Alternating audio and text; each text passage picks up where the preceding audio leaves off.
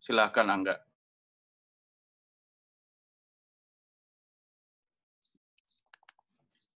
Halo teman-teman semuanya, selamat siang, selamat datang di kegiatan pada siang hari ini di bulan Ramadan bersama teman-teman dari Rumah Millennials. Sebelumnya perkenalkan, nama saya Angga Fauzan, salah satu anggota dari Rumah Millennials yang saat ini diberi peran untuk sebagai moderator pada diskusi pada siang hari ini, dan di Rumah Milenial sendiri saya menjadi ketua bidang sosial dan pemberdayaan masyarakat dan membangun komunitas di daerah saya, yakni di Boyolali, yang bernama Boyolali Bergerak. Pada siang hari ini, kita kedatangan satu tamu yang istimewa, Ibu Dina Deliana, yang sayangnya saya nggak ketemu ketika di ITB, padahal ilmunya banyak banget ternyata. Dan saya sering banget dengar dari dulu sebenarnya, tapi alhamdulillah pada siang hari ini saya diberi kesempatan untuk ngemoderatorin ibu yang hebat satu ini. Mbak, ibu, apapun lah itulah. Keren pokoknya. Mungkin saya sedikit cerita dulu soal profilnya Bu Dina ini. Beliau menamatkan S1 dan kuliah profesinya di Farmasi Unpad, lantas melanjutkan program MBA dan doktoral di SBM ITB. Nah, saat ini Bu Dina tengah menjadi direktur dari The Greater Hub Inkubator SBM ITB yang banyak menjadi ruang bagi teman-teman anak muda untuk membangun bisnis, untuk berbagi ide, dan sebagainya. Dan udah ada alumni-alumni dari The Greater Hub yang dapat berbagai macam investasi. Mungkin salah satu yang teman-teman tahu dan pernah dengar adalah Eduka, terus kemudian ada juga Bu Bais, teman saya, Givari, itu juga alumni dari The Greater Hub, didikannya Bu Dina lah. Beliau juga merupakan CBDO di Pikiran Rakyat, serta asesor di Kota Kreatif di Badan Ekonomi Kreatif Indonesia.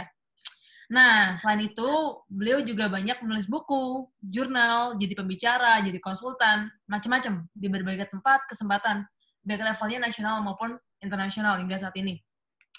Nah, karena udah keren banget nih materinya, latar belakangnya dari Bu Dina, dan pada siang hari ini kita bakal diskusi fokusnya mengenai resiliensi bisnis pasca COVID-19. Karena kita lihat COVID ini benar-benar jadi disrupsi banget, nggak cuma sekedar orang-orang bekerja di rumah, cuma model bisnis bakal banyak berubah, dan sebagainya. Dan pada siang hari ini, kita ingin belajar bareng nih sama Bu Dina soal gimana sih bisnis itu bertransformasi dan sebagainya, dan menjaga resiliensinya ketika COVID ini maupun nanti pasca COVID. Mungkin langsung aja saya persilakan kepada Ibu Dina langsung memberikan materinya. Oke, terima kasih Angga atas perkenalannya. Yap. Gimana ini? Unmute ya. Ya. Oke. Selamat siang teman-teman dari Rumah Millennials ya, dan juga sebutannya apa nih? Sebutnya Sobat Millennials ya. Kita sama-sama millennials kok, tenang aja. Aduh. Oke. Nah, semoga semua sehat semua yang ada di rumah ya, terus juga masih tetap sane ya, karena yang paling penting sekarang kita harus keep ourselves sane, karena kalau nggak sane kita nggak bisa produktif. Nah, itu yang pertama paling penting dulu. So, senang banget hari ini hari Sabtu yang biasanya kita leyeh-leyeh, terus sekarang kita jadi ngumpul di sini buat saling berbagi lah ya, dibilang bukan belajar, karena aku pun masih coba mencerna gitu apa sih yang terjadi dengan kita ya di era pandemi ini. So, nanti aku akan sharing beberapa yang menjadi my thoughts ya mengenai pandemi ini gitu. Nanti teman-teman kita bisa saling diskusi kira-kira apa yang harus kita lakukan gitu ya. Right, aku coba sharing screen-nya di sini. Udah kelihatan, enggak? Lagi loading. Kelihatan, Bu. Mantap. Kelihatan ya? Ya. Oke. Karena memang mostly bidang saya ini kebanyakan lebih di entrepreneurship ya, startup building, small and medium scale businesses. Jadi memang setiap hari bergulatnya banyaknya di pengembangan startup dan UKM lah seperti itu. Dan banyak sekali diskusi yang udah kita lakukan. Ini mungkin diskusi yang keberapa puluh kali ya, mengenai bagaimana pandemi dan efeknya terhadap bisnis. So what should we gonna do right after this? How we can adapt, how we can innovate? Ya, itu yang penting banget gitu. Jadi saya coba rangkum gitu ya kira-kira apa sih yang mungkin berubah, tapi tetap di sini kita juga diskusi ya. Teman-teman di sini saya lihat banyak dari berbagai wilayah ya, ada yang dari Papua ya, ada yang wah itu keren banget, nanti kita bisa saling berbagi aja apa sih yang terjadi di daerah kalian gitu. Oke.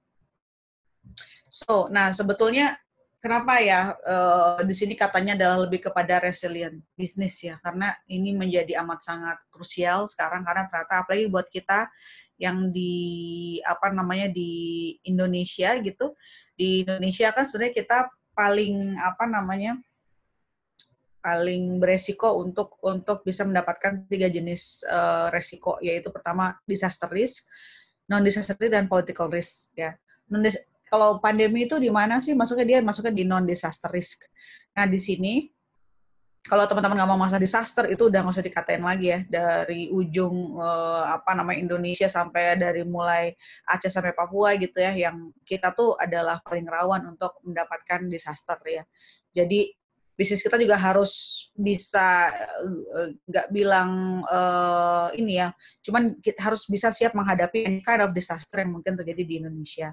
Begitupun dengan non-disaster risk ya, kayak sekarang pandemi. Begitupun dengan politically kita unstable juga di sini gitu ya, apapun bisa terjadi gitu. So, jadi kita harus build bisnis yang kira-kira bisa tahan lah, atau minimal kita bisa meminimalisir efek negatif dari ketiga jenis disaster ini gitu ya. Jadi gimana tuh kita cara membuat resilient bisnis ya. Jadi yang paling pertama sih ya kita harus siapkan resources, yang kedua adalah lebih kepada managing cost. Nah, cost-nya ini mungkin akan lebih jauh berbeda dibanding kalau teman-teman manage cost yang before pandemi ini. Karena ketika pandemi ini ternyata penting banget kita bisa punya simpanan operational cost itu sampai 6 sampai 1 tahun ya, 6 bulan sampai 1 tahun gitu ternyata gitu. Dan itu nggak pernah ada yang nyimpen sebegitunya gitu ya, makanya ada banyak sekali layoff sih iya, karena mereka nggak bisa berjualan, mereka nggak bisa beroperasi, penjualan menurun, dan mereka nggak punya dana untuk bisa membayar operational cost yang karena tidak tertutup oleh penjualan itu ya. Jadi mungkin yang akan aku coba bahas ini lebih kepada yang non disaster risk dulu ya, karena memang yang kita hadapikan adalah pandemi sekarang ini gitu ya. Jadi ada beberapa efek gitu ya yang saya coba sarikan dari berbagai sumber, begitupun dari my own research, karena kemarin kebetulan sempat doing research ya during Maret sampai awal April ya, kepada sekitar lebih dari 480-an lah pelaku bisnis se-Indonesia gitu, tapi mostly di creative businesses. Apa sih sebenarnya efek yang paling berpengaruh pada pandemi ini adalah sebenarnya kalau kita banyak ya, cuman yang paling berpengaruh tuh kelihatannya ada 5 hal gitu yang mempengaruhi bisnis mereka. Yang pertama adalah lebih kepada social distancing, confusing information, mass bankruptcy, travel restriction, dan juga high hygiene. Ya, ini. Nah, kelihatannya efek ini yang paling pertama ngehit adalah dari sisi konsumen ya, dari sisi kita sebagai manusia. Dan ternyata itu kelima hal ini merubah behavior kita. Nah, behavior kita berubah, ini juga merubah ke banyak hal ya. How we react, how we consume things, gimana kita mengkonsumsi sesuatu, bagaimana kita bereaksi terhadap sesuatu, yaitu ternyata dipengaruhi oleh hal-hal ini gitu. Nah, ternyata salah satu efeknya adalah dari mulai bagaimana kita mengkonsumsi sesuatu, itu berpengaruh pada banyak sekali businesses gitu. Jadi businesses pun kalau dibilang kenapa mereka jadi sales yang menurun gitu, atau mungkin ada banyak sekali yang cancelled ya, project segala macam, itu karena ada perubahan task force, ada perubahan behavior juga dari konsumen kita. Jadi memang ini adalah chicken and egg problem ya. Jadi karena behavior-nya berubah. Kenapa behavior berubah? Karena dia juga nggak punya uang. Kenapa dia nggak punya uang? Karena perusahaannya nggak bisa bayar dia. Kenapa perusahaan nggak bisa bayar? Karena perusahaan nggak bisa jualan. Kan nggak bisa jualan. Terus jadi ini adalah sebuah lingkaran setan gitu ya. Jadi kita kenapa dan kenapanya adalah memang saling berhubungan. Nanti di akhir kita bahas lah gimana caranya kita bisa sebagai millennials bisa lebih berkontribusi untuk bisa mengurangi efek negatif dari pandemi ini ya. Tapi pertama kita bahas satu persatu gitu ya.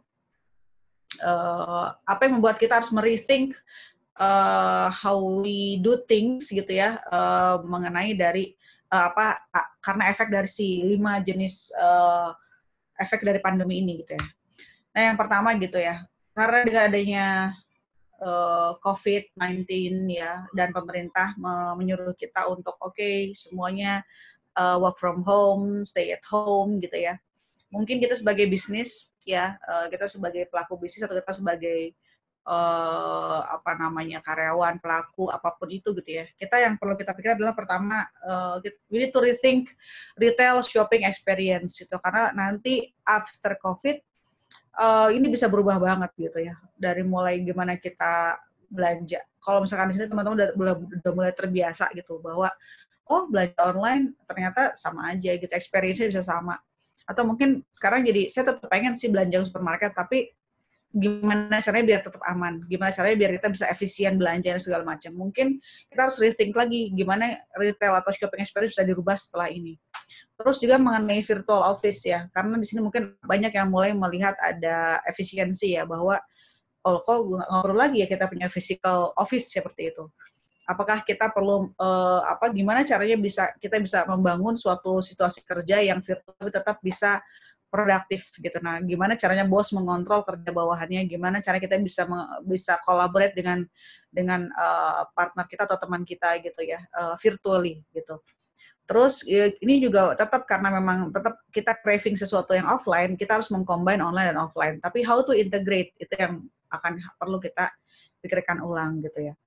Terus untuk beberapa produk yang khususnya seperti makanan, kosmetik, sesuatu yang punya lifetime ya. Mungkin kita harus lebih berpikir lebih kepada long shelf life consumption gitu. Gimana kalau itu bisa lebih tahan lama lagi. Jadi nanti mungkin innovation yang diharapkan itu lebih ke arah situ ya. Gimana kita bisa membuat apa yang kita consume bisa bertahan lebih lama lagi gitu. Terus juga business trip mungkin nanti setelah ini bahwa udah mulai nggak akan ada lagi meeting yang nggak perlu gitu ya. Semua tetap bisa dilakukan online. Budget business trip mungkin akan berkurang gitu ya. Nah, tapi buat beberapa bisnis yang memang dia fokusnya pada business trip gitu ya, itu harus rethink juga gitu ya. Berarti kita harus kemana nih menyasarnya gitu ya. Terus productivity atau collaborative tools, nanti kalau teman-teman saya mau bikin startup ya itu mungkin bisa dibikin yang versi Indonesianya gitu ya. Terus gimana caranya, karena semua itu pekerjaan dan at home, gimana mungkin kita memprovide produk yang membantu mereka bisa produktif at home juga. Ya, kalau teman-teman boleh tahu, penjualan home appliances, penjualan peralatan kerja yang di rumah itu meningkat pesat sekarang, karena aku pun termasuk orang yang jadi banyak beli barang-barang untuk bisa membuat kita punya ruang kerja yang nyaman di rumah gitu ya. Terus rethink use of social media, baik itu side effect yang negatif maupun yang positifnya gitu ya. Bagaimana kita bisa make the most of it ya dari penggunaan sosial media. Rethink mental health, nah itu juga penting ya, masalah mental health. Kenapa? Karena itu tadi, setelah kita dikerem di rumah nih dari Maret sampai entah kapan gitu ya. Nah terus kita pasti butuh sesuatu yang bisa buat kita sane ya, atau alias kita tetap berpikir jernih gitu ya. Nah itu gimana cara, apakah itu adalah sebuah opportunity bisnis atau enggak ya. Work culture, nah work culture pasti jadi lebih efisien. Yang tadinya kalangan kolonial yang nggak biasa menggunakan seperti ini, Zoom dan segala macam, sekarang jadi dipaksa untuk seperti itu. Work culture kita menjadi lebih efisien gitu ya, meeting nggak boleh lama-lama, semua uploaded online, semua monitor online, itu pasti berubah ya. Cara work culture mempengaruhi banyak sekali aspek ya di perkantoran ataupun di organisasi. Dan juga family engagement. Nah, ini ada yang malah jadi lebih engage, ada yang malah disaster ya.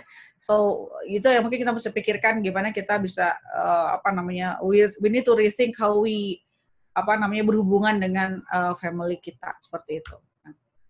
Terus yang kedua nih, confusing information. Mungkin teman-teman juga kesel sendiri gitu ya. Kita udah dari Maret, April diam di rumah. Ada orang enak-enak aja terbang-terbangan gitu ya. Bandara Soekarno-Hatta jadi dempet-dempetan kayak gitu ya. Kita harus diam di rumah 2 bulan demi mereka bisa pergi gitu kan, itu kesel ya buat kita. Jadi karena apa? Karena pemerintah ini keep releasing something yang tidak konsisten gitu. Jadi kalau katanya PSBB itu peraturan sering berubah-berubah katanya kayak gitu ya. Nah, ini membuat kita menjadi kehilangan trust ya buat pemerintah kita. Dan ini ternyata mempengaruhi juga ke behavior kita. Jadi karena kita terbiasa, tiap hari ngeliat berita jadi stres, lihat peraturan berubah terus gitu ya. Nah, kita sebagai konsumen pun ternyata hal-hal itu bisa berubah behavior kita ternyata. Maka kita sebagai bisnis pertama yang kita harus pikir adalah kita harus rethink customer engagement. Karena semua orang udah nggak percaya sama siapapun sekarang ya, bahkan kita nggak tahu apakah tetangga kita COVID atau enggak gitu ya. Trust level menjadi lebih rendah. Maka kita sebagai bisnis yang pertama kita harus lakukan adalah kita harus memikirkan ulang gimana kita bisa meng-engage customer kita. Ya. Gimana kita bisa menjaga relationship dengan customer kita sehingga mereka nggak kabur ke produk kompetitor. Gimana kita bisa rethink kita bisa mengintegrasikan semua jenis communication system kita sehingga semua channel yang kita punya bisa diintegrasikan untuk kita bisa berkomunikasi dengan konsumen kita. Nah, terus juga kita harus berpikir gimana kita bisa meningkatkan trust dari stakeholders kita, supplier kita, partner kita, dan segala macam ya. Karena itu pun adalah kunci ya. Kita nggak dapat supply ya, kita nggak bisa bikin barang. Kita nggak dapat trust dari distributor, kita nggak bisa distribute produk kita gitu ya. Dan yang terakhir adalah lebih kepada security. Security ini dari berbagai aspek. Kalau teman-teman pernah lihat berita kemarin gitu ya, datanya Tokopedia sempat bocor lah gitu ya. Terus juga gimana dengan penggunaan data kita sekarang gitu ya. Nah, sekarang gimana caranya kalau teman-teman sendiri punya online businesses, security-nya levelnya ditingkatkan gitu ya. Karena ini trust kita levelnya lagi rendah banget nih sekarang. Untuk siapapun ya, bukan hanya untuk pemerintah tapi juga buat kita dan sekitar kita gitu. Mass bankruptcy, teman-teman boleh lihat ya, banyak teman-teman yang bisnisnya pada tutup, ya baik itu sementara maupun seterusnya. Terus juga ada yang nggak cuma bisnis kecil aja, tapi bisnis besar juga banyak yang melay off karyawannya gitu ya. Tapi ini mungkin buat beberapa, kalau teman-teman pernah ada banyak sekali inisiatif dari venture capitals ya, mereka merilis ya ASEAN database untuk orang-orang yang pada di layoff ya, dan mostly mereka adalah programmer yang biasanya dibayarnya mahal banget. Nah, terus sekarang pada di layoff-in tuh. Nah, ini bagus sih. Bagusnya apa? Standar salary mungkin akan dinormalisasi. Yang tadinya kita mungkin nggak mampu bayar CTO, kita nggak bisa dapat programmer, sekarang mungkin jadi mampu bayar. Karena mungkin karena banyak yang layoff, standar salary pasti diturunkan juga gitu ya, kelihatannya gitu. Nah, terus juga new business process, kita mesti, karena kita itu harus cost cutting, then we have to rethink yang mana yang business process yang efisien, mana yang nggak efisien. Kira-kira apa yang harus kita stop, apa yang kita proceed gitu. Karena kita pengen mencoba men-achieve gimana caranya operasional kita tetap dengan cost yang rendah-rendahnya, sehingga business process harus kita ada yang cut lah seberapa bagian gitu ya. Ini juga penting personal career, kalau ternyata job is temporary, so if any one of you yang berpikir bahwa gue abis ini mau kerja gitu ya, jangan itu jadikan menjadi your main, bukan berarti ini untuk mengajarkan lu tidak loyal pada pekerjaan kalian ya, tapi ternyata anytime ya lu bisa, sekeren apapun gitu ya, kalian bisa di lay off gitu. Jadi pikirkan bahwa yang harus kalian build adalah lebih kepada your own competencies ya, kompetensi kalian sebagai human gitu. Always upgrade your skills gitu ya, karena kalau kita tergantung pada pekerjaan kita dan kita terlalu sibuk dengan clerical things, sesuatu yang administratif gitu ya, dan kamu nggak sempat untuk upgrade yourself, nanti ketika tiba-tiba kita dihempaskan begitu saja gitu ya sama kantor kita nggak bisa kerja, kita udah nggak bisa compete ya sama orang-orang di luar sana gitu. Jadi think about your personal career ya. Terus juga karena low consumption ya, kita harus berpikirkan apakah pricing itu harus kita benerin kalau kita punya produk gitu ya. Apakah margin itu harus kita mainkan gitu ya. Gimana kita menurunkan cost untuk kita bisa produksi satu barang gitu ya. Offering kita harus kita sesuaikan nggak dengan the next things after pandemic gitu ya. Mass and unemployment ini juga harus kita pikirkan ya, terus mereka bakal kemana, akankah mereka berbuat jahat atau enggak ya, itu kan berpengaruh juga gitu ya. Jadi nanti mungkin kriminalitas itu meningkat apa enggak gitu ya, bakal banyak demo atau enggak, itu kan akan mempengaruhi ya kegiatan ekonomi setelah ini gitu. Terus mengenai organizational structure ya, gimana cara kita sekarang berpikir this kind of situation nggak pernah ada yang menduga. Jadi yang ada ialah kita harus selalu ready.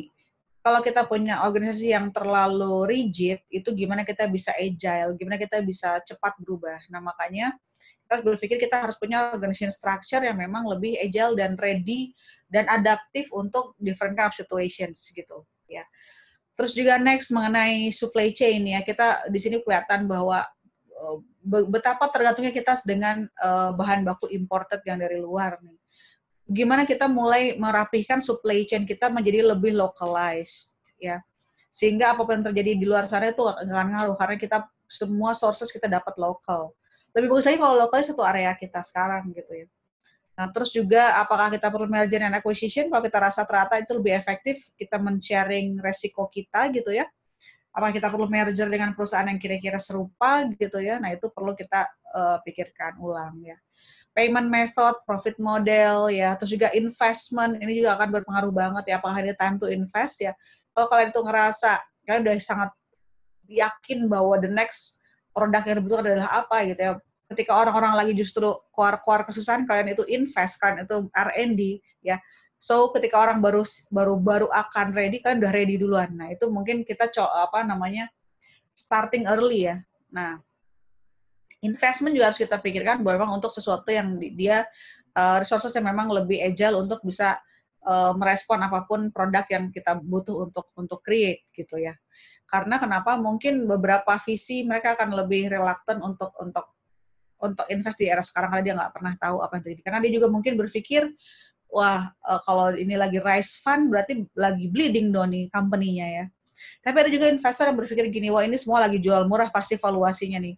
Ini time to invest. Nah ada dua tipe pemikiran seperti itu dari investor ya. Kita nggak pernah tahu kita akan ketemu investor yang tipe mana ya. Terus juga rethink credit atau debt system gitu ya, kira-kira apakah kita mampu membayar. Ingat kalau kita ada kelonggaran kredit ya, itu bukan berarti jadi nggak bayar ya, itu akan dirapel di bulan-bulan berikutnya ya. Jadi bukan berarti kita lepas dari kredit itu, nggak juga gitu ya. Nah, terus travel restrictions, ini mempengaruhi banyak sekali sektor, terutama di sektor kreatif dan tourism ya.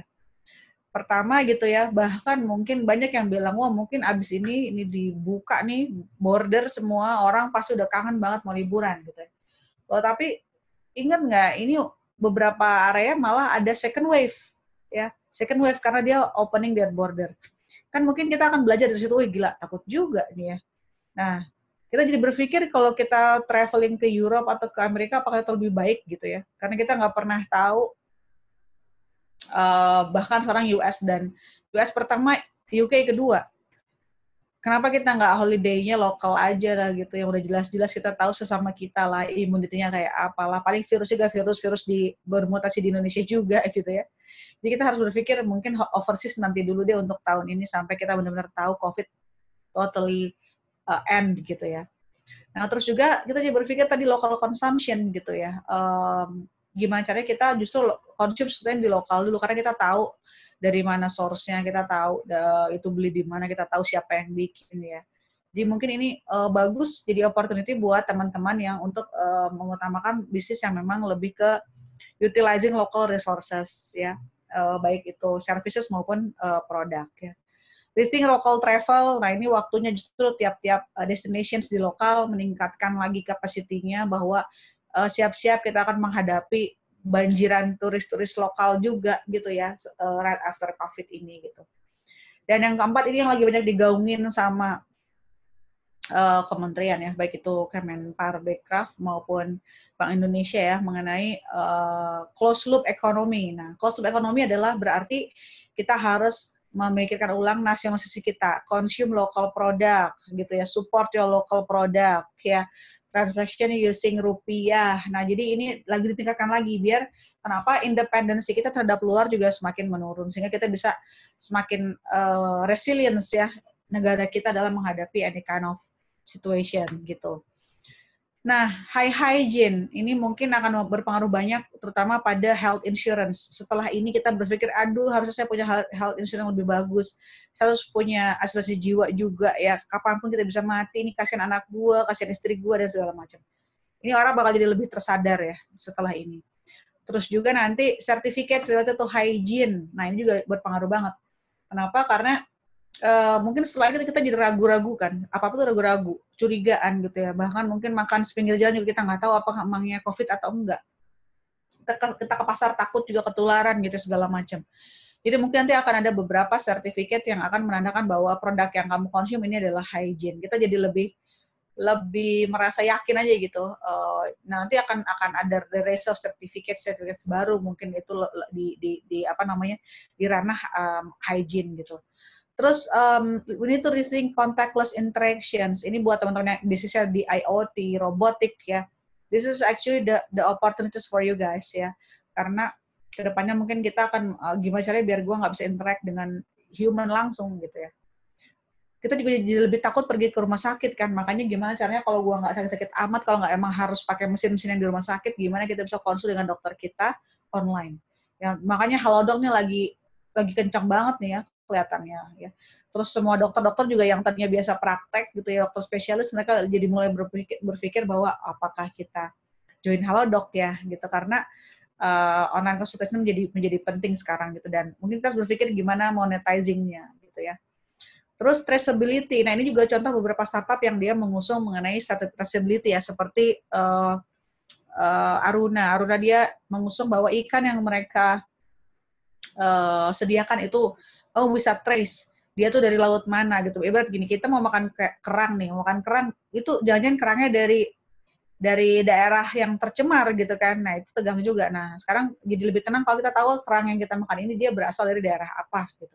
Itu jadi lebih berpengaruh karena kita jadi lebih peduli sama hygiene ya ke depannya. Nah, sekarang dari semua yang saya bilang tadi gitu ya, mungkin ada yang nanya, Kak, apakah itu semua harus kita telan bulat-bulat nih sebagai sebuah problem? Nah, kalau entrepreneur ngelihat problem itu dari sisi yang lain. Kalau ada problem berarti itu ada opportunity, ada peluang di situ. Kita beruntung kita tinggal di Indonesia di mana banyak sekali masalah. Ya. Karena itu yang bisa kalian solusikan. Itu yang bisa kalian jadikan sebagai sebuah business ideas yang amat sangat problem solution fit ya. Amat sangat cocok dengan apa yang dibutuhkan oleh masyarakat Indonesia. Nah, cuman yang harus kalian sebagai sobat milenial sendiri lebih kritis adalah dari sekian banyak masukan, teman-teman mungkin baca different kind of articles regarding new normals ya. Yang mana yang harus saya pelan bulat-bulat nih Kak. Nah, ini adalah waktunya kalian itu untuk merethink. Ada 3 hal yang harus kalian perhatikan ya. Pertama, apakah behavior baru itu ya yang keluar dari new normal, dia akan menurunkan cost yang akan kalian keluarkan.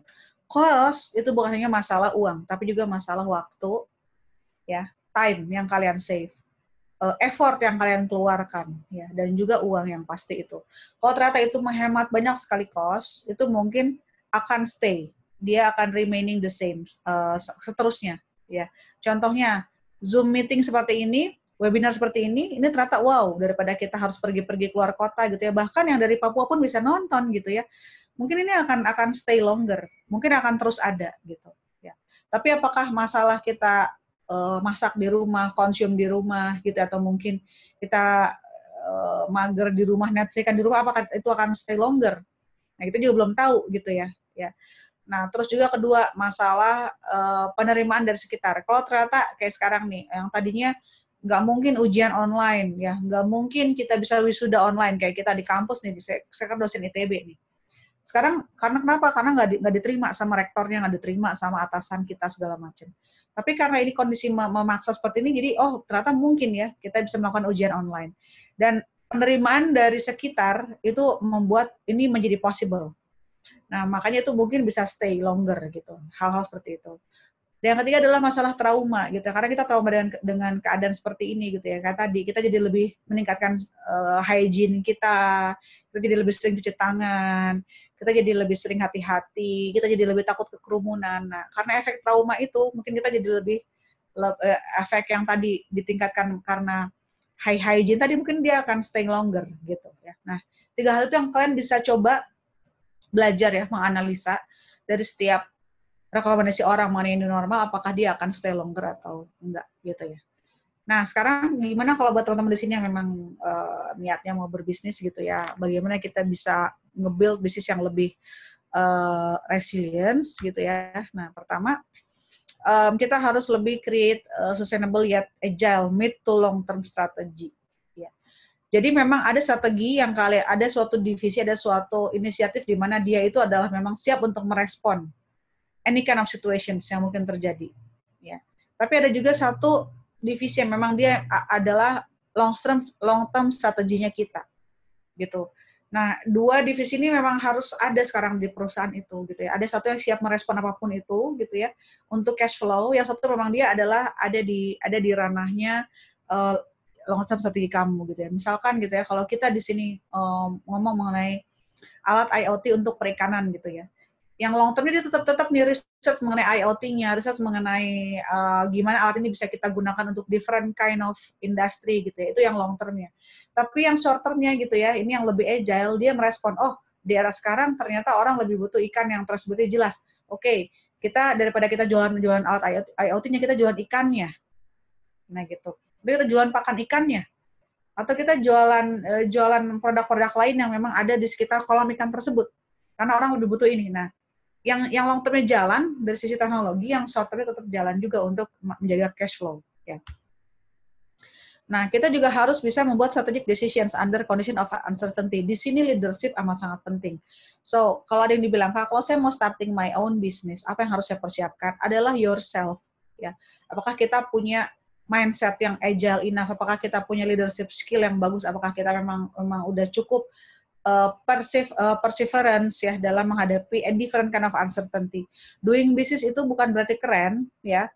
Keren if you can sustain, tapi adalah kamu akan facing different kind of situation yang membuat kamu memaksa kamu harus pivot ya. Ide kamu yang kemarin keren besok bisa nggak keren lagi gitu. Ide kamu yang dulu tuh belum ada yang ngerjain, besok bisa banyak yang ngerjain. Nah, apakah kamu sebagai individual, sebagai CEO, sebagai leader kuat untuk menghadapi berbagai jenis perubahan itu, ya. Nah, itu yang paling penting ya. Jadi kamu harus bisa making strategic decisions under different kind of uncertainty gitu. Terus juga continuous innovations ya, in anticipations of the market. Jadi innovation ini sebelum kita sampai di client, kita akan harus berinnovate lagi. Jadi kalau kita bilang tuh namanya S-curve ya. S-curve itu adalah sebelum, kan kalau teman-teman tahu ya, ada namanya semua tuh punya namanya lifetime-nya gitu. Nah, ketika itu udah mulai menurun, itu waktunya kita lalu berinovasi lagi. Mau turun, berinovasi lagi. Jadi kurva tuh nggak pernah turun. Nah, itu adalah waktunya kita, jadi jangan dibilang, apa sih Kak kegiatan utama kita kalau kita berbisnis ya. Bukan hanya berjualan, tapi juga melakukan research. Ya. Research bahwa, there is a new behavior nih. Kita harus respon. Gimana caranya? Apakah bikin produk baru?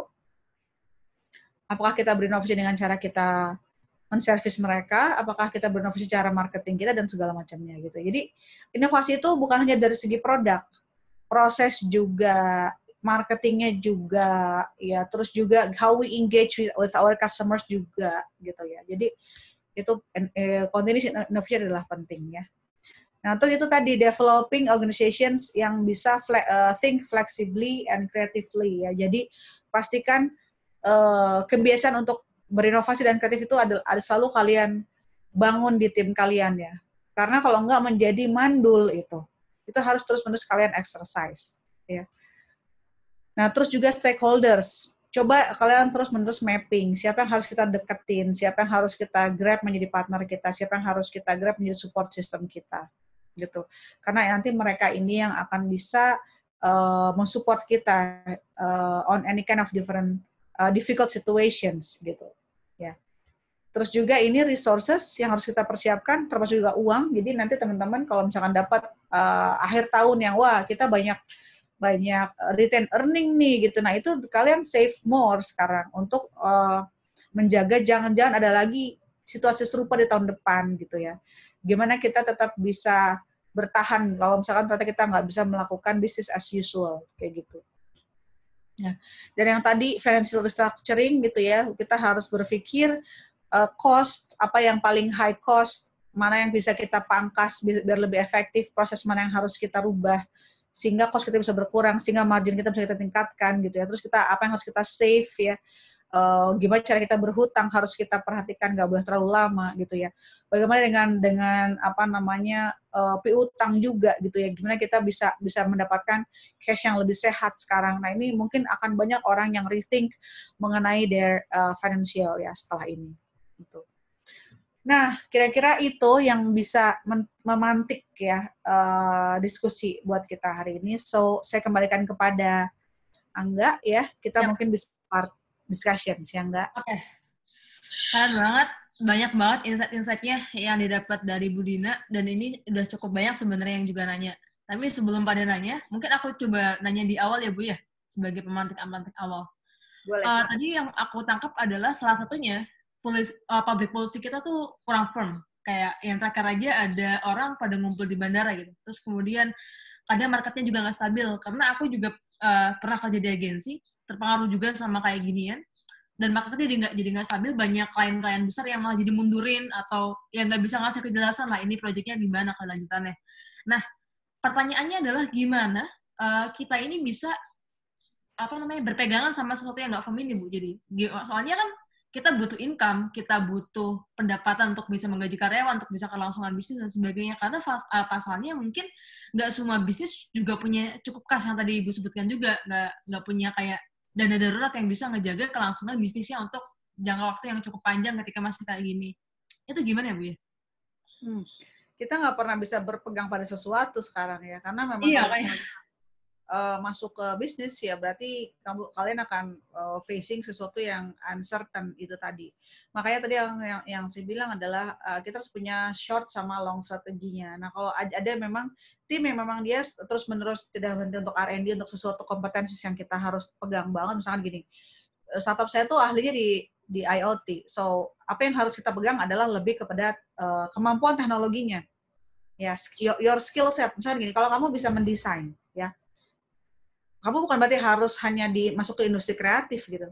Itu desain digunakan untuk different kind of industry kan. Jadi sekarang tuh makanya penting banget hard skill ya, karena itu yang bisa kalian pegang.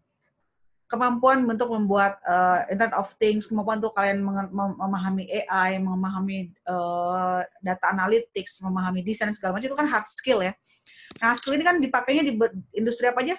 Bisa secara luas bisa kita masukin gitu. Jadi yang harus kalian terus-menerus tingkatkan adalah your hard skill itu tadi gitu. Kenapa? Karena itu yang bisa kita oke, gimana IoT aplikasi terhadap COVID? Gimana IoT aplikasi terhadap agriculture? Gimana IoT terhadap perikanan? Gimana IoT terhadap itu yang kalian pegang kan what remaining the same adalah your hard skill-nya itu gitu. Pasarnya berubah-ubah terus. Yep. Ya kan? Tapi karena kita punya skill khusus, kita yang berpikir bagaimana skills kita ini kita pakai untuk kita menyediakan berbagai service atau produk untuk beberapa industri yang berbeda gitu. Jadi menurut saya penting banget buat teman-teman di sini mengasah hard skill-nya. Punya gitu kemampuan apapun itu. Saya bisa desain, saya bisa programming dan segala macam itu adalah hard skill yang harus kalian terus menerus asah sehingga kita menjadi lebih kompetitif dibanding orang lain gitu. Ya. Oke. Ini ada pertanyaan lanjutan Bu terkait tadi. Ketika menghadapi kondisi seperti ini, lebih baik kita memfokuskan tim kita atau karyawan kita untuk kayak ngejar sales nih. Pokoknya kita utamain ke sales karena lagi susah nyari income baru atau fokus ke business development. Atau malah pivot aja sekalian bisnisnya. Menurut Bu Dina gimana? Nah, tergantung. Kita pivot besar yang lain sekalian atau gimana? Ya, kalau masalah pivot atau enggak ya, saya nggak pernah menyarankan untuk itu menjadi sesuatu yang long term dulu untuk sekarang. Karena kita nggak pernah tahu apa yang terjadi ya ke depan gitu ya. Kecuali kalau memang itu tetap pada lininya kemampuan kita gitu. Contohnya misalkan ada yang startupnya itu dia di bidang di bidang nggak ada hubungan sama sekali lah, dia di bidang services untuk jasa fotografi ya segala macam. Di era segini siapa orang mau foto ya, kan semua ada di rumah. Tiba-tiba dia jadi ya udah karena dia mau beberesin cash, jadi mereka bisnisnya jadi berproduksi masker dan jualan masker kayak gitu misalkan ya. Itu kan nggak ada hubungannya gitu, tapi mereka lakukan itu untuk saving cash. Ada juga startup yang saya mentorin, dia startup digital ya di bidang crowdfunding. Nggak ada yang mau crowdfunding era karena dia lebih ke investment, yang nggak ada yang berani invest di sini. Dia jadi untuk itu dia jualan kopi, udah nggak ada hubungannya gitu. Tapi dilakukan ini untuk saving cash. Tapi apa yang gue bilang ke mereka adalah, lu jangan lupakan bisnis utama lo gitu. Gimana caranya adalah tetap pelajari, tetap engage dengan konsumen mereka yang existing ini gitu. Jadi biar kenapa? Karena ketika ini berakhir, itu konsumen nggak hilang. Kamu nggak mesti start semua dari zero lagi gitu. Jadi kalau emang dirasa oh ternyata kita belajar nih, ada banyak hal baru kita pelajari semasa COVID ini, dan ternyata ini membuat ternyata bisnis saya tuh mau gimana pun emang tidak relevan, dan itu mungkin harus pivot ya tadi kita bilang tadi. Tapi kan nggak necessary semua harus kita respon menjadi pivot gitu. Jadi ya tadi analisa ulang apakah itu sesuai dengan resources yang kita punya dan skill yang kita punya gitu. Oke. Ini ada pertanyaan lagi, Bu. Banyak yang privat sebenarnya. Jadi, apa yang bisa dilakukan oleh anak-anak muda sekarang, khususnya yang baru fresh grade, yang mungkin 0 sampai 4-5 tahun kerja, untuk mencari kemampanan ini? Karena kan mereka bergantung sama tali-tali bisnis yang ada di sekitar, ya kan? Entah kerja di startup atau apa, ketika nanti di layoff gimana, atau ketika sudah di layoff gimana, dan sebagainya. Apakah malah oke juga untuk kayak, udah maksain lah, ya udah aku bikin bisnis aja, atau gimana ketika masa-masa seperti ini? Itu gimana? Aku nggak bilang bahwa bisnis itu buat semua orang ya, karena memang profil resikonya juga beda-beda orang-orang gitu ya. Kalau memang kamu itu, saya orangnya risk taker. Oke, kalau kamu risk taker, tandanya adalah apa? Risk taker, kalian boleh cek ya, ada banyak sekali pengukuran apakah saya risk taker atau enggak. Kalau misalkan saya risk taker, kalau misalkan saya doing something, saya mau jualan donat nih, saya cuma punya uang 10.000. 10.000-nya saya investin di donat. Donat yang nggak laku ya saya makan di sini donat saya. Kamu risk taker gitu ya. Tapi kalau misalkan bilang saya punya 10.000, saya mau jualan donat, saya cuma taruh 5.000-nya, berarti kamu moderate gitu ya. Terus kalau misalkan saya jual donat tapi saya cuma punya 10.000, saya mendingan ngejualin donatnya orang, berarti kamu risk avoider. Nah, kamu harus tahu apakah profil kamu yang mana gitu. Kalau kamu saya risk taker, ya udah perih-perihan deh, kamu jalanin apa yang memang kamu percaya itu bisa menghasilkan uang buat kamu ke depannya. Tapi kalau itu kamu moderate, ya mendingan kamu pikir apakah saya kerja dulu, saya cari uang dulu. Nah, uang ini daripada kamu spending, kamu banyaknya saving. Mungkin ke depannya kalau misalkan kamu mau saving, ya savingnya itu boleh kamu investasikan sesuatu yang udah pasti bisa memberikan kamu timbal balik, misalkan kayak deposito segala macam. Dan saya mendorong teman-teman mulai belajar investasi dari kecil gitu ya, dari sekarang gitu. Memang 4 tahun awal hidup saya pun gitu ya, itu beneran kita ngebut ya, cari uang, ketika udah punya uang itu investasikan gitu. Ini ketika nanti itu udah beranak kita bisa lebih melonggar gitu ya, lebih santai gitu. Nah, kalau kamu itu cenderung yang tadi risk avoiders, ya udah cari sesuatu yang memang bisa bikin kamu cari uang tapi dengan seminimal risiko mungkin. Kan udah banyak tuh sekarang skema-skema reseller gitu ya, manfaatkanlah gitu. Nah, jadi aku bisa bilang ya kamu harus pelajari dulu kamu tuh tipenya orang yang mana gitu ya. So, walaupun gue itu adalah di entrepreneurship, tapi gue nggak menyuruh semua orang untuk menjalankan bisnis. Karena kalau kita mendorong dan orang itu ternyata enggak di situ, secara karakter, ya nggak jalan juga bisnisnya gitu loh. Oke. Siap. Oke, pertanyaan berikutnya, Bu. Gimana sih kriteria organisasi maupun bisnis yang agile ataupun adaptif di situasi seperti ini? Dan fokusnya adalah bisnis-bisnis yang kecil-kecilan. Jadi mungkin dia masih cuma sendiri atau mungkin di bawah 5 orang. Agile-nya tuh bentuknya seperti apa kriterianya buat mereka? Agile tuh lebih gini, kita research konsumen itu senangnya apa gitu ya. Research tuh gimana caranya? Misalkan sesimpel gitu deh, ini kan lagi zamannya home economy ya. Di mana setiap rumah jadi memproduksi dan menjual. Daripada instead of mereka cuma bikin dan makan gitu. Contohnya kayak jualan makanan lah kayak gitu ya.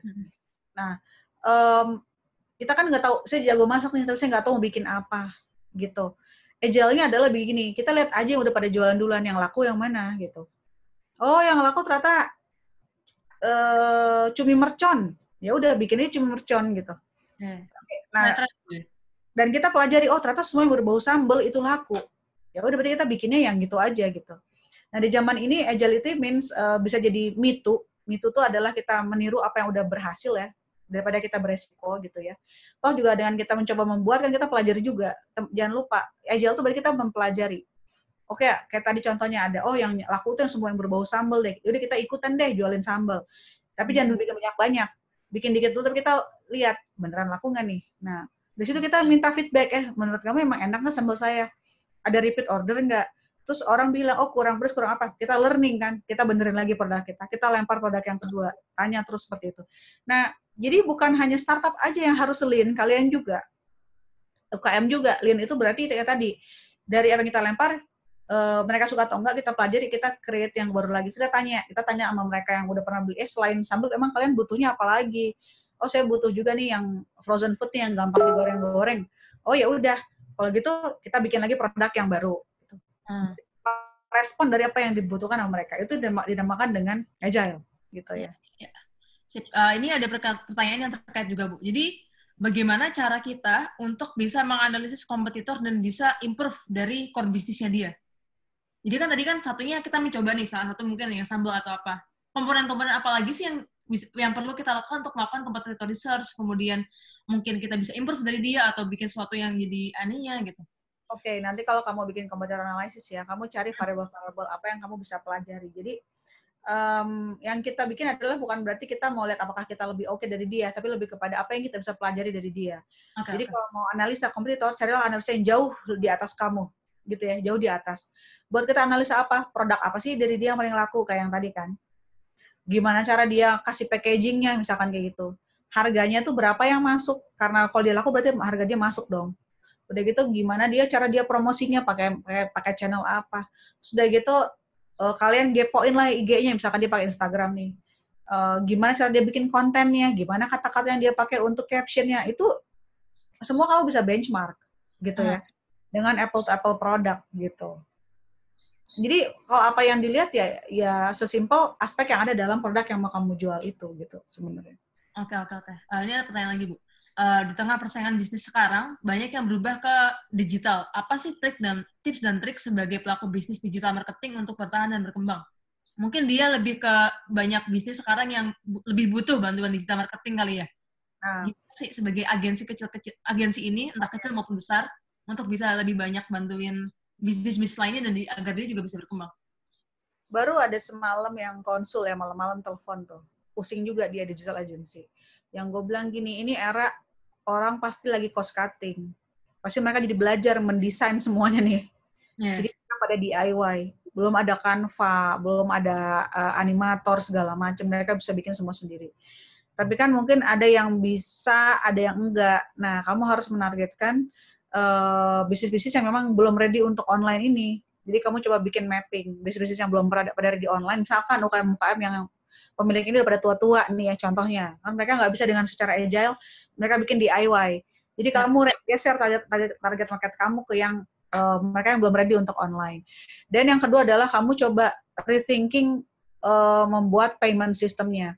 Karena semua orang lagi sangat amat mengurangi pengeluaran yang tersier. Kan kalau desain tuh, kesannya desain tuh tersier ya, sesuatu yang nggak penting-penting amat untuk dia keluarin uangnya. Kamu bikin biar mereka jadi punya alasan untuk menggunakan jasa kamu. Oke, bayarnya boleh nanti misalkan. Terus kedua, bayar boleh nanti dengan catatan dia pasti bayar ya. Terus kedua misalkan, oke bisa beli per post, Pak. Bisa beli per foto misalkan. Kalau memang kalian itu adalah fotografer ya. Kamu kirimin produknya, kita fotoin produknya yang bagus. Atau bisa bikinin per konten. Atau bisa bayar per bulan. Bisa beli per 10 konten. Nah, kamu cara bayarnya aja yang mesti kamu pikirin agar mereka jadi nggak berpikir ulang untuk kesulitan membayar servis atau produknya kamu gitu. Oke. Siap. Berikutnya, bagaimana untuk kedepannya mungkin kita harus untuk mengembangkan bisnis dengan melihat bagaimana caranya kita berbisnis dengan mengembangkan kearifan lokal? Bagaimana strateginya? Apakah semacam one village one product atau bagaimana Bu kira-kira? Ataukah harus benar-benar stick sama kearifan lokalnya atau bisa kita modifikasi atau bagaimana kira-kira? Nah, definisi kearifan lokal ini yang harus teman-teman hati-hati ya. Bukan berarti dia harus berbau budaya dan segala macam ya. Dengan teman-teman bilang kayak gini aja gitu ya. Oke, saya jualan makanan nih, pakai contoh makanan karena paling gampang dimengerti oleh, mungkin di sini ada yang startup, ada yang enggak gitu kan ya. Nah, misalkan gini, kearifan lokal dibilangnya gini, saya bikin makanan tapi semua bahan bakunya itu saya ambil dari, kalau saya di Bandung nih, saya bahan bakunya semua ambil dari Lembang, lokal nih, deket, cuma 2 kilo. Jadi kita tahu ini bagus, sayurnya fresh nih. Kearifan lokal juga. Terus misalkan kayak gini, saya yang bikin produk saya ini benar-benar benar-benar ibu-ibu yang memang ada di RT sebelah, itu juga udah kearifan lokal. Jadi jangan ngeberatin definisi kearifan lokal dengan sesuatu yang berbau budaya doang gitu ya. Yang harus kamu ya Bu ya. adalah localization-nya gitu, localization-nya. Gimana caranya kita memberdayakan ekonomi lokal dulu gitu. Makanya baru pagi ini gitu ya, habis marah-marah di Instagram nih, gue bilang gitu, aduh ini PSBB ini gak jelas banget gitu ya. Padahal kalau pemerintah, kalau ini diambil ya, udah ini kasihlah kesempatan wali kota sama bupati untuk memanage gitu ya. Misalkan kita lokal lockdown aja, Bandung di lockdown nih misalkan. Gak boleh ada yang keluar masuk Bandung. Semua diem di Bandung. Karena orang gak enak-enak banget ya, karena kita masih bisa jalan-jalan gitu. Tapi semua bisnis operate as usual gitu ya. Jadi kita jadi mulai belajar untuk mengkonsumsi lokal kan. Kita konsum restoran lokal, kita beli di toko lokal, toko terdekat segala macam. Jadi ekonomi lokal tetap jalan. Nggak akan ada yang protes tuh bisnis-bisnis berteriak karena ditutup, karena yang semua pembeli lokal, dan juga pembeli nggak jadi beli di luar karena dia pasti beli mau nggak mau beli yang di lokal. Ekonomi jalan dan kita tetap aman dari COVID. Kenapa? Karena minimal kalaupun ada yang positif itu kan berarti kita bisa manage itu locally. Ya. Nah, jadi menurut saya itu harusnya kayak gitu. Jadi nggak usah lah suruh presiden mikir, udah balikin semua ke wali kota dan bupati gitu untuk bisa berpikir. Nah, ini adalah yang jadi make sense lokal ekonomi juga. Semua jadi nggak usah jauh-jauh. Dan terus kan secara cost jadi lebih rendah. Kenapa? Karena semua kita biaya distribusi jadi rendah, ongkos kirim jadi rendah, dan secara security juga jadi lebih terjamin karena semua itu localized gitu ya. Jadi itu tadi yang harus kita tekankan mengenai lokal itu tadi ya. Jadi bukan hanya masalah, ya memang penting, tetap penting ya budaya lokal kita bawa gitu. Tapi maksudnya definisi lokal ini yang tadi gue bilang lebih kepada itu tadi. Supply chain yang kita lokalitinya dulu gitu. Supply chain kan bisa juga orang yang kerjain itu adalah orang lokal, bahan bakunya lokal. Lebih bagus kita kemas dengan indigenous-nya daerah tersebut gitu ya. Dengan kemasannya gini karena ini adalah cara orang Makassar mengemas makanan misalnya. Itu adalah bumbu aja gitu sebenarnya yang membuat orang semakin mau mengkonsum. Tapi maksud gue adalah ketahanan lokal lebih ke situ gitu ya. Oke. Sip. Jadi nggak melulu harus kayak batik atau apa gitu ya Bu ya, tapi bener-bener bukan hanya mengenai itu gitu. Yang harus kalian angkat itu. Nah itu soalnya yang sering jadi banyak misleading ya buat teman-teman yang membuat produk-produk lokal yang berbasis kultur gitu ya. Jadi dia buat story yang diada-ada gitu ya. The real story is ya, kalau kalian mau bikin gitu ya, ya memang beneran ini loh. Misalkan ada saya jualan kain tenun nih. Yang kamu story adalah kain tenun adalah budaya dari mana-mana gitu. Bukan story itu yang akan membuat orang beli. Tapi yang kamu bikin story adalah, kain tenun ini saya ambil dari kelompok ini. Kelompok ini bikin kain tenunnya seperti apa. Terus udah gitu dia bahan bakunya tuh lokal juga, bikinnya lokal, ibu-ibu lokal. Yang saya lakukan di sini hanya membantu menjualkan mereka. Saya mengambil sekian banyak percentage itu saya share dengan mereka. That's by means of story. Karena memang kalian beneran melakukan itu gitu. Yang banyak tuh orang sekarang bilang, build your own story, tapi dibuat-buat. Nanti lama-lama orang tahu lu bohong gitu kan. Lu cuma hanya sebagai maklar aja ngejualin produk-produk itu, dan lu begitu bagus-bagusin tuh caption Instagram. Nah, I don't want you become korban branding dan story yang seperti itu ya. Jadi mungkin teman-teman sini banyak yang nonton IG live the importance of branding, the importance of story. Nah, maksudnya story dan branding kembali ke akarnya lagi, trust yang harus kalian bangun. Gimana kita ngebangun trust? Itu beneran kamu melakukan itu. Misalkan kayak gini, ada banyak banget ya kita bisa apa segala macam gitu. Itu bener nggak orangnya beneran pergi ke lapangan, ketemu nggak sama bapak itu? Dia beneran sehari-hari melakukan kegiatan sosial itu nggak gitu kan ya? Bukan hanya masalah bagus dan indah di Instagram aja gitu. So the real story adalah orang pasti akan melakukan background check loh, hati-hati ya. Jadi bukan hanya masalah pinter bikin caption, tapi beneran melakukan apa yang walk the talk itu gitu lah. That's the real branding and stories gitu ya. Mantap. Itu juga mungkin yang beberapa kali aku suka temuin, Bu. Contohnya aku punya teman lah beberapa yang di titel-titel entah LinkedIn atau apanya bilangnya CEO atau apa, cuma ketika diulik lagi nggak ada apa-apanya gitu kan, jadi aneh. Nah, mungkin itu lanjut ke pertanyaan berikutnya yang ini mungkin aku yang nanya juga. Sebenarnya gimana sih cara kita ngebangun branding sama story untuk bisnis-bisnis teman-teman yang mungkin ya belum gede, yang baru dimulai gitu. Sebenarnya apa sih patokan-patokannya gitu, Bu? Kalau kita berangkat lagi ke individual sih ya, makanya kenapa yang gue bilang pasti semua harus ada, bisa dibilang itu ada ibaratnya Michael Jordan-nya Chicago Bulls lah. Teman-teman sih ada yang lagi nonton nggak, The Last Dance-nya itu bagus banget sih di Netflix ya. Jadi memang harus ada yang walk the talk-nya dari bisnis tersebut. Nah kalau misalkan buat teman-teman di sini yang untuk nge-build brand story, gue selalu percaya itu adalah bottom up kind of things gitu ya, bottom up kind of things. Biar nanti brand dan story-nya akan terbentuk dengan sendirinya, akan konsistensi sama apa yang kalian kerjakan kayak gitu ya. Misalkan kalau misalkan gue nggak akan nge-branding diri gue adalah gue ahli kreatif industri and startup, nggak berani gitu kalau memang nggak melakukan itu, ngerti nggak?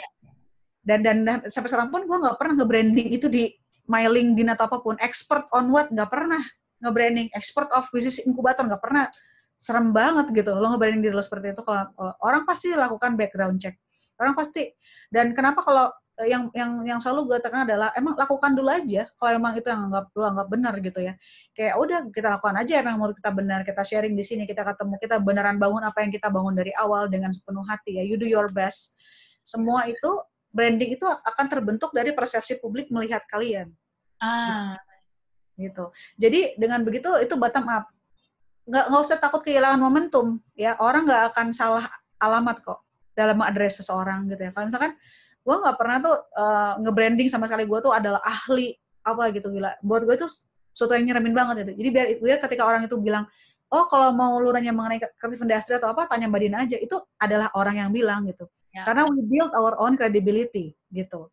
So, jadi kalau teman-teman di sini mau build something gitu ya, daripada capek nge-konsep branding gitu ya, lakukan dulu yang buat kalian benar. Udah gitu kalian mencoba merevisi terus dan lihat apa yang bisa kita konsisten about ya. Jadi karena kalau kita bisa desain dulu nih, yang udah adalah eksekusinya hancur semuanya gitu. Desain boleh, tapi kita terus-menerus merevisi bahwa oh ternyata gue nggak akan bisa konsisten nih di sini, gue revisi deh gitu, revisi deh sampai nanti ya credibility akan terbangun dengan sendirinya gitu. Makanya menurut aku traction ya Bu ya. Iya, traction untuk diri kita sendiri dulu gitu ya. Dan itulah makanya kenapa mumpung kalian masih muda, kalian banyak waktu, banyakinlah networking, banyakin sebarin kebaikan gitu ya, karena nanti mereka nggak akan balik ke kalian kok, dan mereka nggak mungkin salah arah, ibaratnya semua orang udah ada rezekinya gitu ya.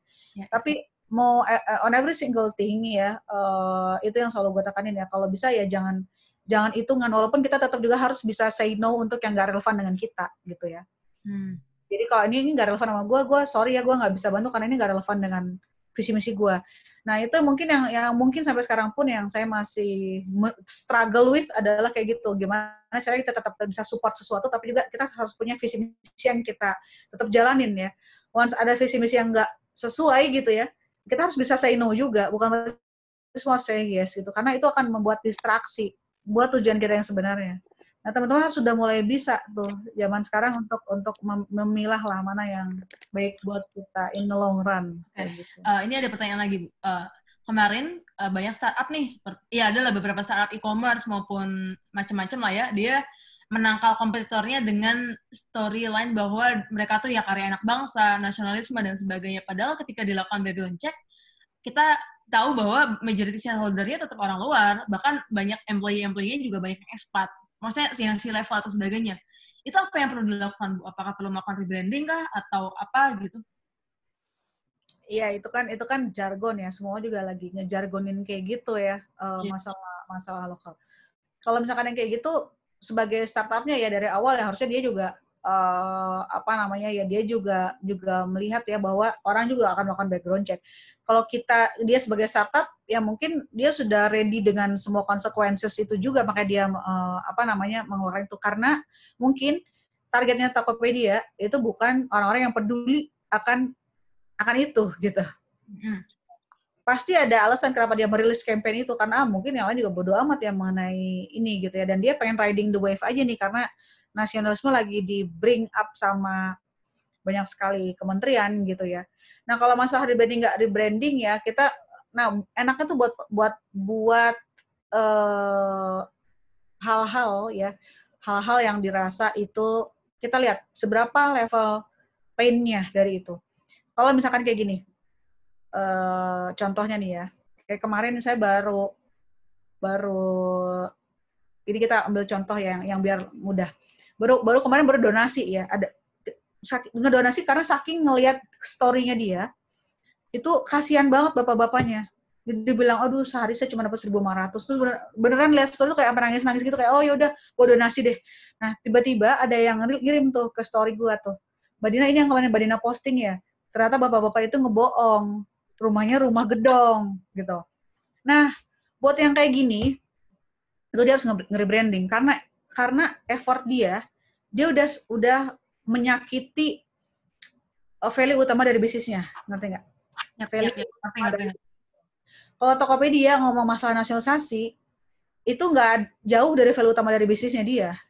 Value bisnis dia adalah, kalau kalian lihat North Star metriknya dia apa sih? North Star metrik dia kan emang berapa banyak produk terjual dari satu, ya bukan GMV aja ya, dari satu toko tuh berapa produk yang terjual kan, transactions, karena number of transactions misalkan seperti itu. Nah itu nggak ada hubungan dengan nasionalis atau enggak gitu. Tapi kalau ini masalahnya lebih kepada penipuan, ada banyak sekali penipuan terjadi di Tokopedia. Nah itu menyakiti core of the business, ngerti nggak? Itu yang butuh rebranding. Ini ngerti nggak?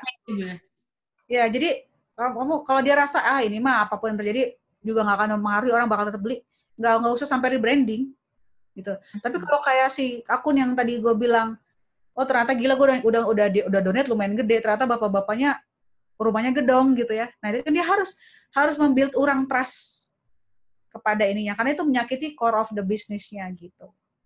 Oke. Terima kasih aku glowing dibilang glowing. Hari emang itu adik saya dari zaman dulu banget, Bu, emang nakal anaknya. Pertanyaan berikutnya, gimana cara kita untuk bisa survive dengan bisnis di kala pandemi begini, tapi resource kita masih kecil banget nih, paling cuma punya akun Instagram, punya teman-teman yang juga nggak begitu banyak untuk bantuin share atau bagaimana. Kira-kira gimana, Bu? Ini dia mau maju nih, mau bikin bisnis baru atau gimana, cuma resource-nya nggak banyak. Gitu. Itu resource namanya walaupun nggak banyak. Sekarang gini, kalau misalkan kami teman-teman yang loyal ya, daripada nih kalau misalnya kita tadi beralih kepada Instagram ya, kita mau coba terapkan network effect. Ya, network effect nih, gimana caranya produk yang kita bikin dibantu dipromo kayak gitu kan ya. Sekarang kan mikir dibanding kita pakai influencer yang followernya 1,5 juta dan nggak penting itu ya. Aduh, semoga teman-teman milenials ini tidak nge-follow YouTuber atau influencer yang hanya menggiring kita ke jurang kebodohan seperti itu ya. Kurang nggak jelas. Iya. Itu kita lebih matters, kita punya teman yang follower cuma 500, tapi dia tuh betul-betul tadi ada resource tuh apa? Resource tuh sumber daya ya. Dari tadi kita ngomong resource tuh namanya sumber daya. Sumber daya itu dia bisa berbentuk uang, bisa berbentuk orang, bisa berbentuk skill, itu sumber daya, bisa berbentuk peralatan, tools, itu sumber daya namanya ya. Ada yang nanya tuh resource itu apa. Nah, daripada kita minta yang 1 juta follower ngepost dibanding sama teman kita yang cuma ada 1.000 orang ngepost, tapi yang 1.000 orang follower, tapi yang 1.000 orang itu follower yang beneran real. Yang beneran dia adalah sincere. Itu lebih meter ke yang 1.000 follower itu. Iya sih. Dibanding 1 juta orang udah enak karena dia tiap hari posting sesuatu yang ini beneran enak, apa dia bilang, oh my god ini enak banget guys, lo harus cobain. Dari mana itu beneran enak, ya kan? Tapi kalau yang orang yang follower cuma 1.000 dia bilang ini beneran enak banget, ini bukan gue karena teman, itu lebih bisa dipercaya dibanding sama yang 1 juta follower yang tiap hari dia harus review dan semua dibilang enak sama dia, ya nggak? Iya. Itu ada resources juga. Saya dulu juga pernah ngalamin, Bu. Jadi saya minta buku saya tuh dipromote sama salah satu selebgram paling populer di Indonesia. Followersnya puluhan K lah. Jokowi aja kalah. Tapi nggak begitu ngefek ternyata, karena nggak relate sama audiensnya dia. Iya. Ya gitu-gitu. Terus ini ada yang nanya lagi. Mbak Dina, apakah ada buku yang dapat dijadikan referensi terkait resiliensi di bisnis? Apakah ada perbedaan strategi untuk bisnis baru maupun existing di masa pandemi? Oke, ada buku sama ini. Buku yang resilience bisnis ya. Sebentar.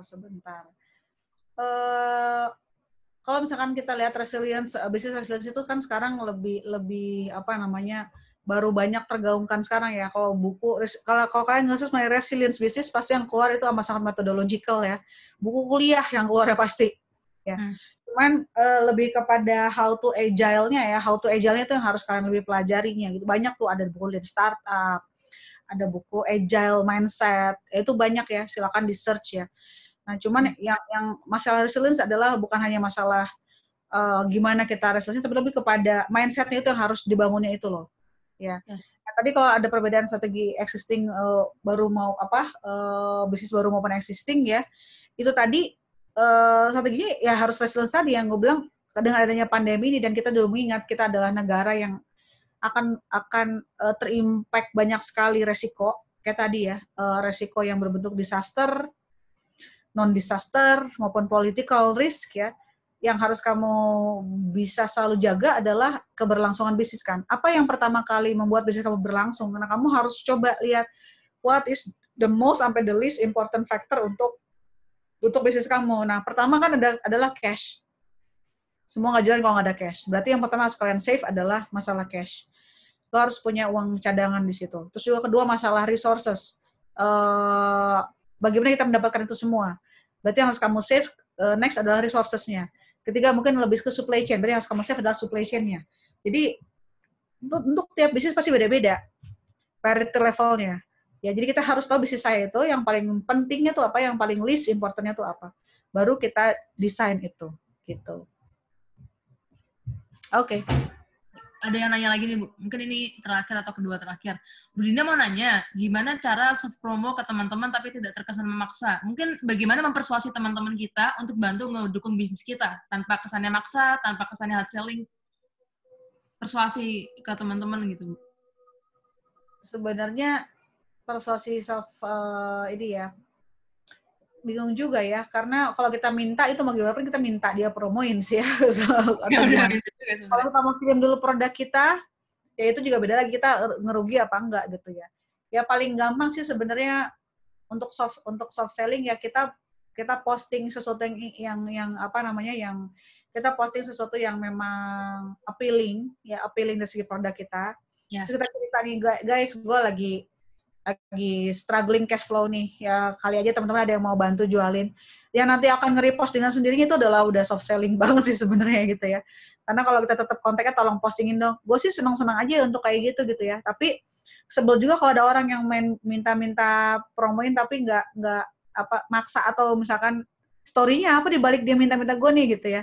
Ada juga yang kayak gitu. Ada yang memang dia cerita gitu ya, Karina niatnya baik gitu ya. Ada yang, Karina kalau saya mau minta tolong posting, bayarnya berapa sih? Nah, dia ada usahanya dulu gitu ya.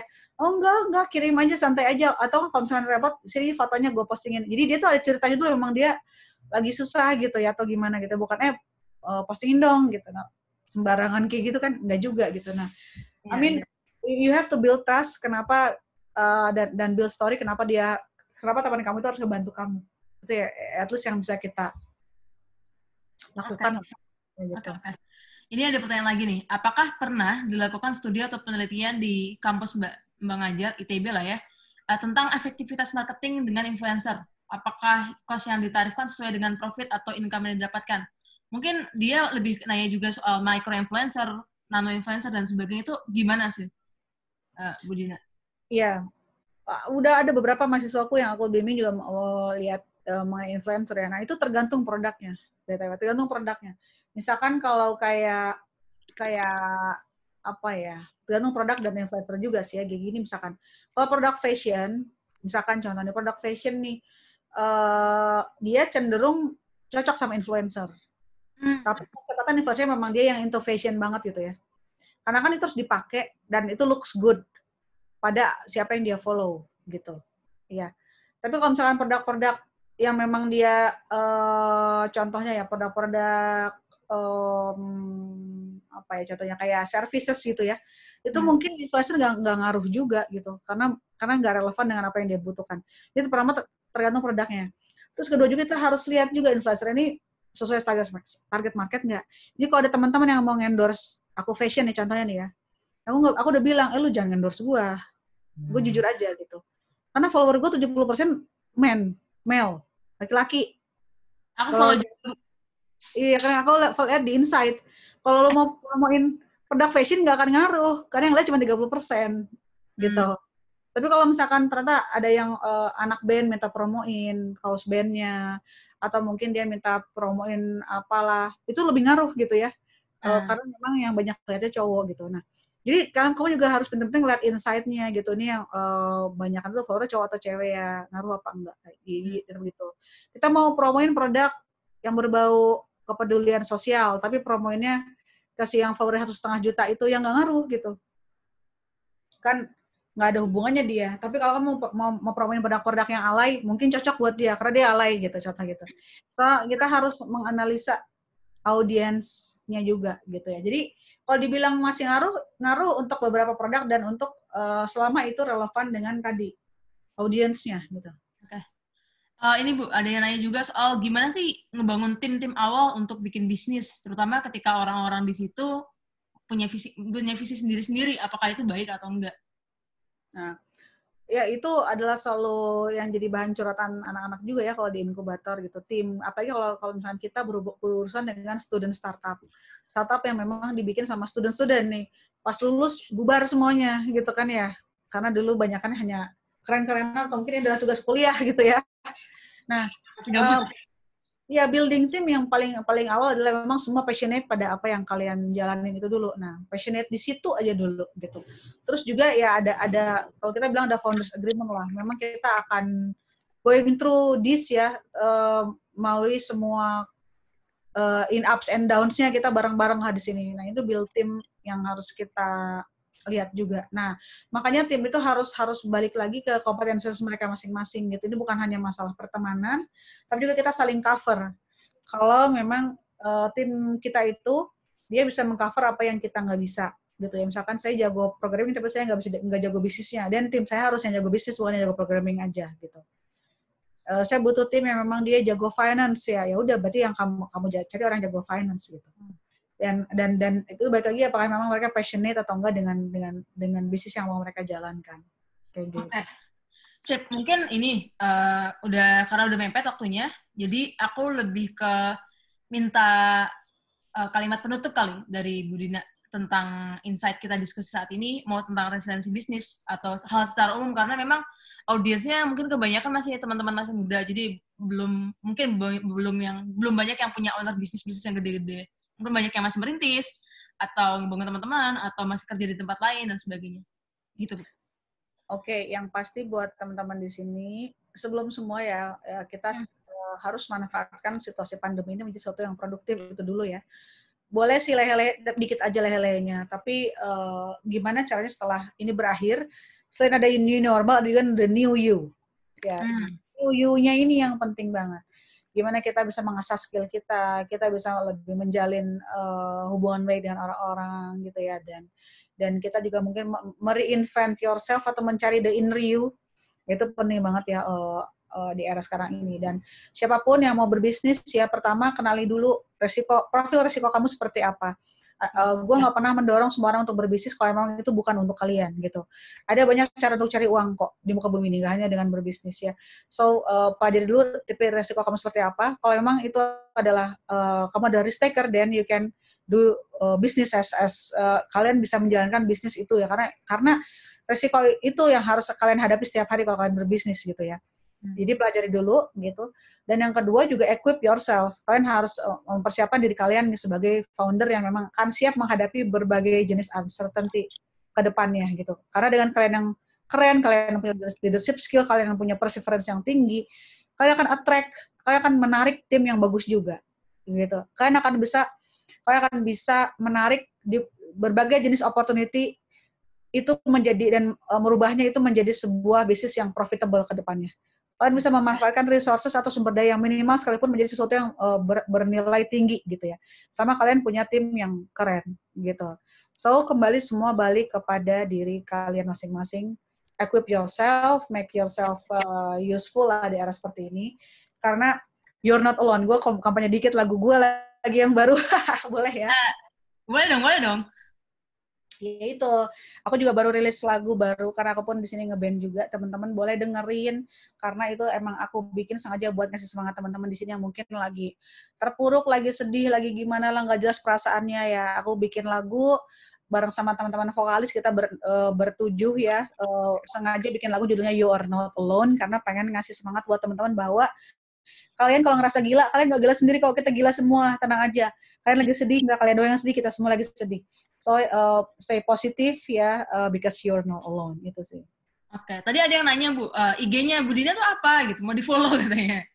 Oh, ini aku ketik ya, IG-nya Dina ini. Ya, aku udah follow, Bu. Iya, follow. IG aku isinya kadang-kadang marah-marah ya, jadi ya wajar aja. Kadang-kadang yang belon-belonan ya, jangan serius terus lah. Ya, jangan serius-serius terus hidupnya. Yoi. Sip. Aku minta izin nanti di follow back ya, Bu ya? Boleh. Oke, makasih banget sama Bu Dina udah ngasih materi yang bagus banget, jawaban-jawabannya juga keren banget dan sangat insightful. Cuma sebelum nutup, tadi ada Mas Taufan sebagai founder dari Rumah Millennials. Beliau mungkin mau muncul sebentar sambil kasih kata-kata inspiratif dan segala macamnya. Motivator Mbak Dina aja, saya mah duduk aja diem. Iya. Halo, selamat sore Teh. Kumaha kabar? Ini Mbak Dina ini mentor saya juga nih, luar biasa ya. Nih, Bu dokter muda ya, seorang pendidik muda yang luar biasa. Teman-teman kalau mau nyari salah satu mentor perempuan yang relevan dengan kondisi saat ini, salah satunya beliau ya. Bukannya ngejilat nih, tapi beneran ini yang bicara fakta dan yang ngomong gue ya, bukan ngaku sendiri ya. Kan katanya tadi kalau soal branding itu kan validasi sosial, dan saya pribadi memvalidasi ya kredibilitas Mbak Dina ini. Makanya nih terima kasih banyak Teh, siang ini udah mau berbagi waktu sama kita semua, berbagi materi yang daging banget gitu ya, ibarat kalau daging tuh nih wah intinya gitu ya. Dan bahasa tadi, baru ya, daging tuh bahasa milenial banget ya. Bahasa baru ya, betul. Dan tadi sempat ada ketua HIPMI ya, Afifuddin Kala tadi sempat hadir, sempat menyimak 1 jam. Dan titip salam dari Mbak Dina, dari teman-teman HIPMI katanya nanti kapan-kapan mau diajak diskusi. Tadi saya juga nggak nyangka Pak Ketum nih hadir ternyata. Tadi saya lempar di grup Saudara Lintas Karya. Selain ada Mas Ahmad Marendes di sini yang setia luar biasa. Terima kasih Mas sudah hadir, dan teman-teman yang lain. Oke, itu aja kesimpulan dari saya. Semoga kita sehat, tetap produktif, dan kita move on, dan kita selalu dilindungi sama Tuhan Yang Maha Kuasa. Tetap positif. Mbak Dina, makasih ya. Salam buat teman-teman di TP dan di Bandung. Ya, siap. Salam buat semua juga. Sehat-sehat selalu. Stay at home, jangan mudik. Siap, jangan mudik loh, Bu. Siap. Jangan mudik loh. Siap. Jangan. Silakan ditutup. Foto dulu kan ya? Kita foto buka kamera. Kita foto. Tolong buka kamera. Semua tolong buka kamera, teman-teman. Kita foto sebentar, nanti di-post di IG-nya Rumah Millennials. Yuk. Buka kamera. Kamera yang dibuka, wajah-wajah. Ada Mas, ini senior saya juga, Mas Wisnu Dewo Broto nih. Beliau ini pakar juga nih. Selamat sore Mas Wisnu. Sudah berkenan gabung bersama kita semua. Ini ada Okta juga ya di sini. Siapa Okta ya? Okta ya? Wah, 40-an orang. Ya, tadi 40-an lumayan lah. 30-an, 40-an. Monggo teman-teman. Oke, kita foto yuk. Dibuka yang bagian depan ada Sumariana, Tommy, Salsabila, Riani. Wah, rame. Oke, ada Afgan bin Kama ya. Oke, kita foto ya. 1, 2, 3. Sekarang yang layer kedua, sebentar saya geser ke kanan. Oke, 1, 2, 3. Terakhir minta jempolnya boleh nggak ke kamera? Oke, serah jempol yang mana. Oke, 1, 2, 3. Oke, hatur nuhun. Terima kasih Teh Dina. Angga silakan ditutup. Semuanya. Ya. Bye semua, semoga lancar. Ya, dah. Bye.